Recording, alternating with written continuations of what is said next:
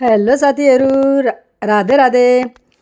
हामी चाहिँ सबै कजन मिलेर यहाँ घुम्न आइरहेको थियौँ। यो चाहिँ एकदम यति राम्रो ठाउँ छ नि, यो चाहिँ नजिकै पनि छ र यसलाई चाहिँ भन्छ सेल्फी डाँडा ह्याप्पी ल्यान्ड।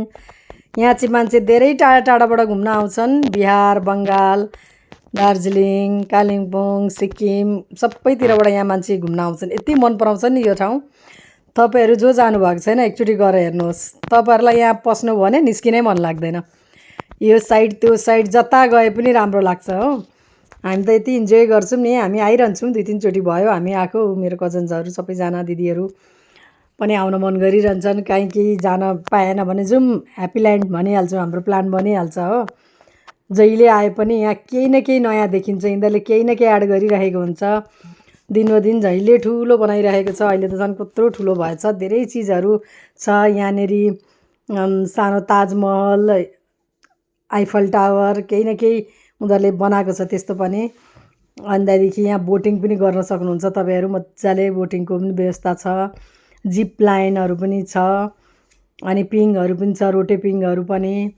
यति रमाइलो लाग्छ नि, यहाँ आयो भने जानै मन लाग्दैन। अनि यस्तो झुलाहरू पनि राखिदिएको छ। यति राम्रो, म त कहीँ झुला देखेँ भने झुलिहाल्छु, मलाई यति मनपर्छ नि।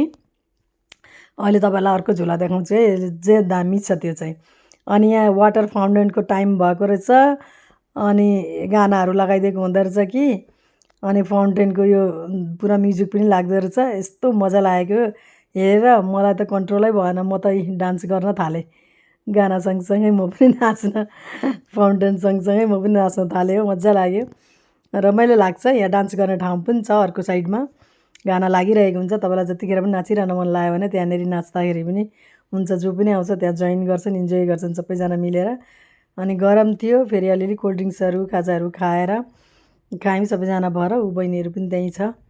सबैजना मिलेर खाएर फेरि हामी लाग्यौँ अर्को साइड हो। यो साइड हेर्नु न, यो झुला मैले भने नि अर्को झुला देखाउँछु। यो झुला यति मजा लाग्छ नि।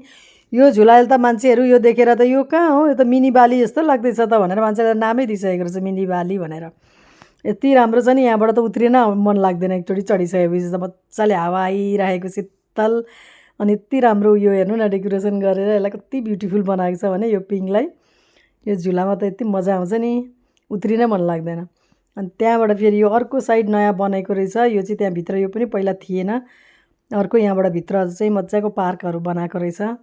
त्यहाँबाट फेरि हामी एकछिन यता घुमेर फेरि अर्को साइडतिर लाग्यौँ। हेर कति छ घुम्नको लागि, त एक्सप्लोर गरेरै साध्यै हुँदैन दिनभरि। तर पनि मजा लाग्छ।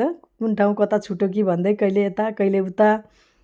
यहाँनिर हेर्नु न कस्तो मजा आउँछ, शीतल। तपाईँहरू पनि आउनुहोस् घुम्नलाई। यहाँ त पिकनिक खान आउँछ मान्छे विन्टरमा। यस्तो मजाले विन्टरमा मान्छेहरू पिकनिक खाएर रमाइलो हुन्छ। डिसेम्बर जनवरीमा आउनु भने। यहाँनिर एउटा ताजमहल छ हो, सानो बनाइदिएको छ। अनि त्यहाँदेखि यहाँ मजाले लभ लेखेको यस्तो उयो रहेछ। अनि त्यसमै म चाहिँ यता र उता हल्लिन थालेँ हो, इन्जोय गर्न थालेँ, रमाइलो गर्न थालेँ हो। यति रमाइलो भयो नि हामीलाई यो दिन। हेर्नु न फेरि अर्को साइड कस्तो मजा आयो। साथीहरू तपाईँहरू हेर्नुहोस्, आउनुहोस्, घुम्नुहोस्। मेरो भिडियो देखेर तपाईँहरू आउन मन लाग्यो भने आउन सक्नुहुन्छ। क्यारे अनि कस्तो लाग्यो तपाईँहरूलाई मेरो यो मिनी ब्लग? लाइक गर्नुहोस्, सेयर गर्नुहोस्, मन पऱ्यो भने सब्सक्राइब गरिदिनुहोस् ल। Thank you, thanks for watching. Bye bye, love you all.